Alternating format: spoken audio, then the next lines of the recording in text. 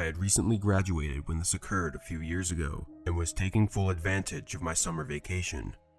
I had started working full-time at the high school where I had just completed my studies since I needed the money for college. My family had asked me to accompany them to my grandparents' home in Virginia, but I had declined because I had already purchased tickets for a concert that was set to take place on the very day we had to depart. I didn't mind staying behind at all. I mean, what 18-year-old doesn't want a house to themselves for a full week? Furthermore, I had no concerns that my neighbors would complain about the parties or cause me any kind of inconvenience because most of them were gone as well. I had a strong desire for some fried chicken that day, which took me out of the house. On my way back, there was an accident on the main road, causing a whole line of traffic, so I decided to take a shortcut and was relying solely on Google Maps to get me home. I noticed a light turn on as I passed a mechanic shop along the route. It was another car, but this car had only one functional headlight, which was really weird. I distinctly recall finding it really odd that this automobile had abruptly turned on its light as I was passing, and I was even more alarmed when it departed behind me. But I was aware that I have a tendency to be paranoid and that I frequently wonder if someone is watching me and whether they have malicious intentions. I dismissed the idea as a weird coincidence and moved on. I started to stress out as I got closer to my neighborhood and realized that the car was still following me. My fear was increased by the fact that I was low on gas at the moment. I had two choices at this point. Either I turn around and drive home while the strange car pursues, or I just drive about and see if it follows or not. Driving around, however, seemed to be a very dangerous alternative because I wasn't sure what I would do if my car ran out of fuel in the middle of the road, leaving me trapped with this creep. I reasoned that I'd better take a chance in a familiar setting, rather than on the side of a lonely, dusky country road. Once this was decided, I pulled onto my street and felt my heart drop as the car with one headlight turned directly behind me. At this moment, I thought I was doomed. I started pulling into my driveway because there was nothing else I could do, and to my absolute horror, they started to follow me up. Now that I think about it, I believe I should have called the police, but at the time I was so engrossed in my own thoughts that the idea never even entered my head. I might have contacted my dad, who would have gotten his rifle if he was home, but he and the rest of the family were 12 hours away at the time. I stopped and placed my car in reverse when the car started to follow me up the driveway. They reversed in response, but they also came to a stop at the bottom, thus blocking my way out. I started moving forward again, but everything just kept repeating. I drove, they followed, I reversed, and they blocked my exit, over and over again a couple of times. Finally, I hurriedly pulled further up the driveway and swung my car around to confront them. They had already covered more than half of my driveway by this point.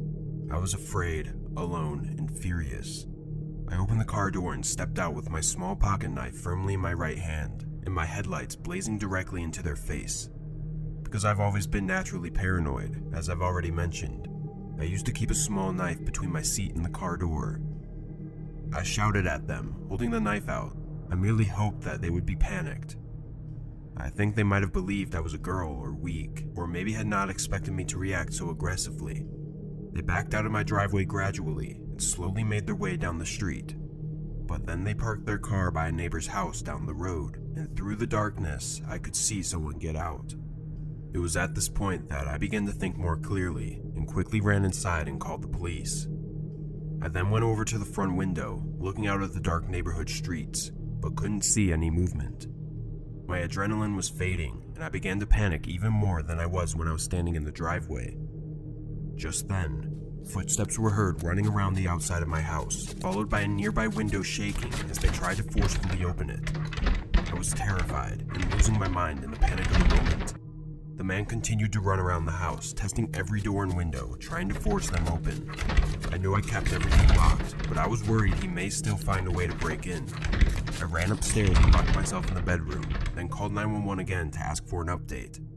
I was thankful to hear that they were in the neighborhood less than a minute away. The man began banging against the front door, yelling for me to open it. 2 cop cars pulled into the driveway just in time though, and surprisingly, the man didn't run or anything. I watched through the windows as they put him in cuffs, then I made my way outside to greet the officers. The guy was trying to convince one of the cops that he wasn't doing anything wrong, but of course the cop wasn't buying it. Anyway, long story short, It turned out the man was heavily under the influence of both drugs and alcohol at the time. He never explained what his plans for following me or trying to break into my house were, but considering his state, it couldn't have been good. Luckily, I don't have to worry about seeing him for a long time.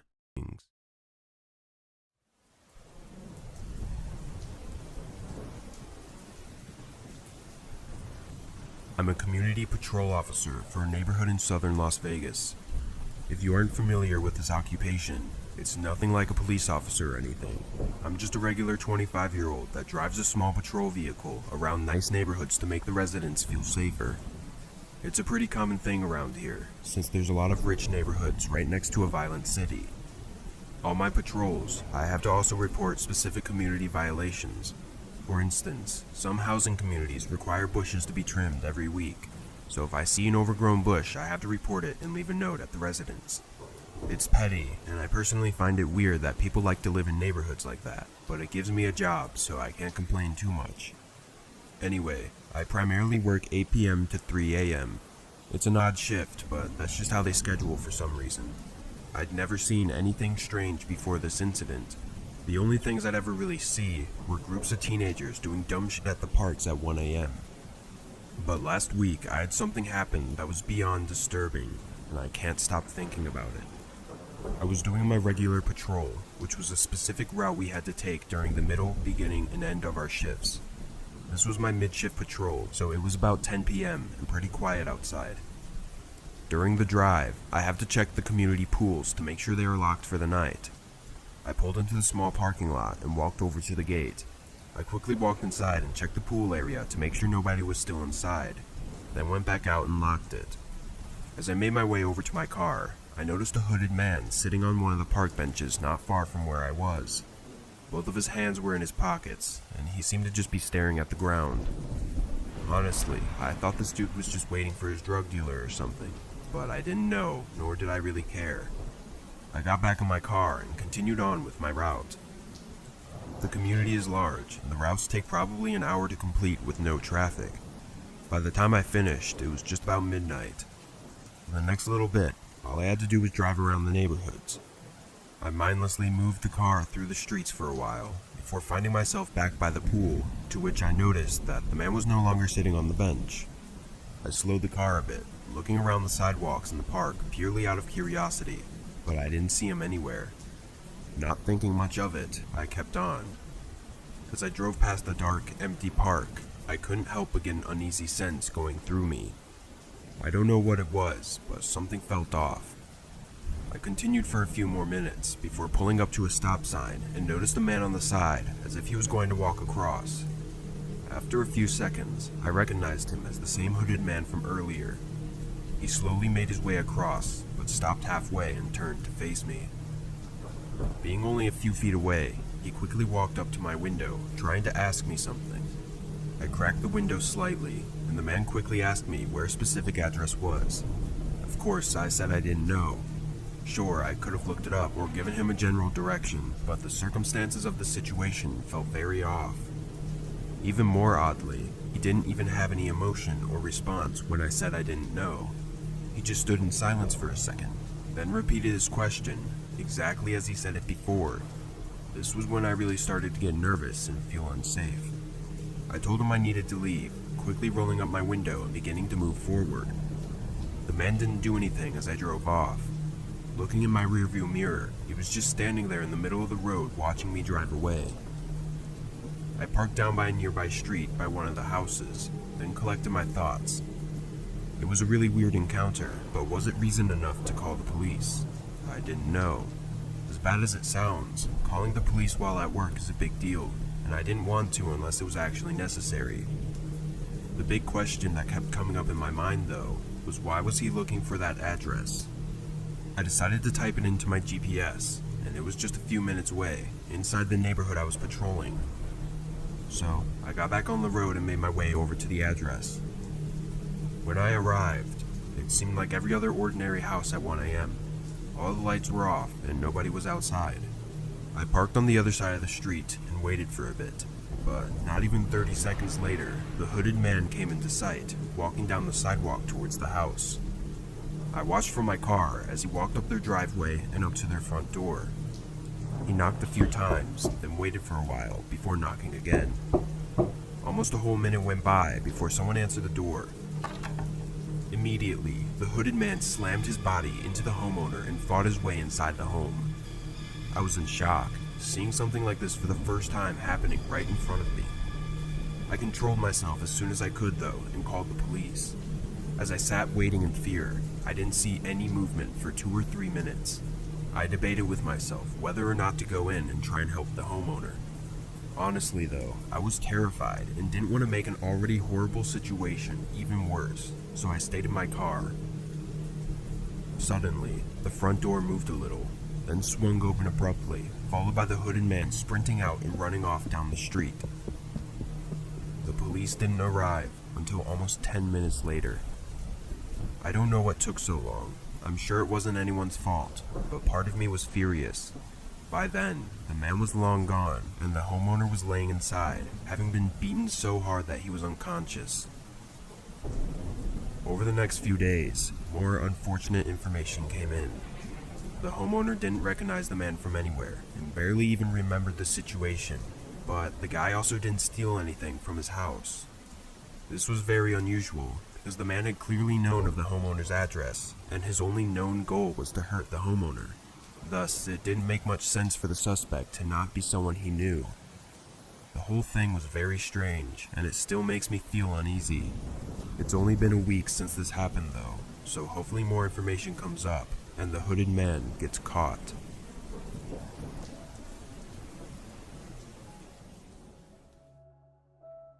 About 10 years ago, I worked at a cemetery. The money was good and it was relatively easy. All I really had to do was drive around in my truck and make sure no kids were causing trouble. Every night was exactly the same, and by then I'd already gotten used to the creepy nature of the job. After a normal night of work, I got off around 6 a.m. and headed home. I didn't usually go to bed until around 11 or so, and while I was getting ready at 10:30, I got a call from my boss. He asked me if I'd seen anything last night, and I said no because I hadn't. He then told me that a grave had been defaced. I swore I didn't see anything though, especially not some group of kids, which are typically the culprit. Anyways, he asked me if I could come back and help him clean it, and I agreed of course because I kind of felt like it was my fault. When I got there, I realized I had underestimated how horrible these writings on the grave had been. This was not the usual small writing or anything. There was writing all over the stone, with horrible words and markings. What made it so much worse was that when we were cleaning everything off, I was finally able to read who the person was. I will obviously not say the name for privacy reasons, but it was a child, only 8 years old when he passed away just a few months prior. I was filled with anger and sadness, unlike any I felt before. I mean, who does that to a kid?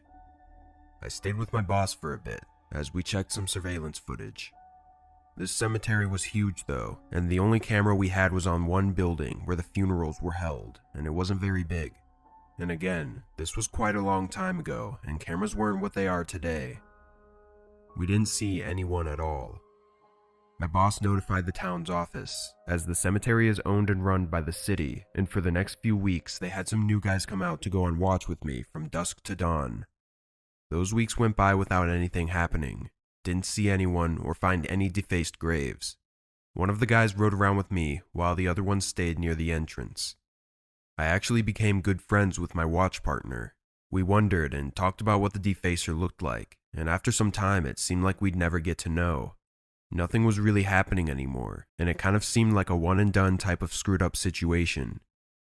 Eventually, the other watch guards left due to the inactivity, and it was back to just me. Another week went by of nothing, before something happened again. One night, as I had just started my shift and began patrolling, I drove all the way to the back of the cemetery, got out and began my walk, which I had to start doing to see if any graves had writing or whatnot. As I was getting to about where the kid's grave was, I realized that something was off. I was a couple 100 feet away from the kid's grave, and it was pitch black, but something looked out of place. I stared in that direction for a whole 30 seconds, getting a little creeped out even. Then I started walking closer, shining my dim flashlight all around the area. Once I was just 100 feet away, I shined my flashlight again at the kid's grave. The light barely reached that far, and in the dim, foggy darkness, I could see a black figure laying on the ground completely still next to the grave. Obviously, I was horrified. I didn't know if it was a dead body that had been dug up or a living person trying to hide. I stepped closer, slowly, and once I was maybe 40 or 50 feet away, I almost got a heart attack as the figure jumped up and sprinted into the dark field of graves, completely disappearing in the darkness in just a few seconds. I stood in place, shocked, horrified, and confused. Once I got a hold of myself, I ran back to the truck and radioed for the police. Then I went back over to the kid's grave. I warn you, what I saw was really disturbing. In front of the gravestone was a hole.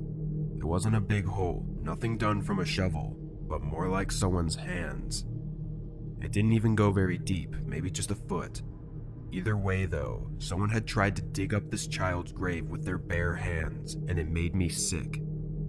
I'm not sure what the person was trying to achieve, and unfortunately we never figured out who did it, but rest assured it never happened again.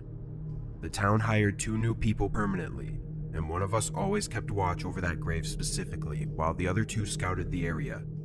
The city also had more people on watch throughout the day as well. To this day, that's been by far the worst thing I've seen while doing graveyard work. No ghosts, no creatures, just horrible human